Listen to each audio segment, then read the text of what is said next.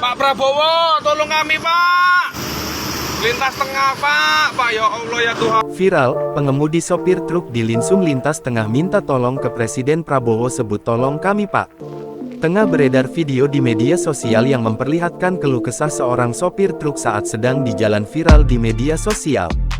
Video tersebut viral usai diunggah oleh akun TikTok @andika55551, dan hingga kini telah ditonton lebih dari 1,3 juta kali tayangan.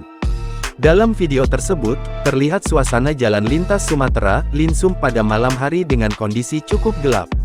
Namun, saat sopir truk tersebut mendekati jembatan terlihat orang-orang yang menghidupkan senter. Diduga orang-orang tersebut menjadi salah satu halangan sopir truk batubara tersebut untuk lewat. Sopir truk itu pun lantas merekam momen tersebut sambil memberikan keluh kesahnya. Assalamualaikum, Bapak Prabowo Presidenku Pak. Tolongi kami Pak. Nasib sopir-sopir lintas tengah Pak. Numpang lewat Pak.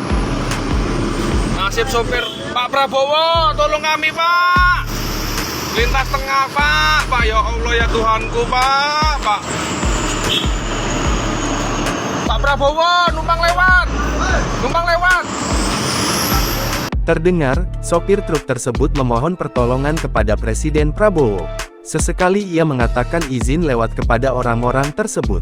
Sontak saja, unggahan tersebut pun kini mengundang berbagai komentar warganet.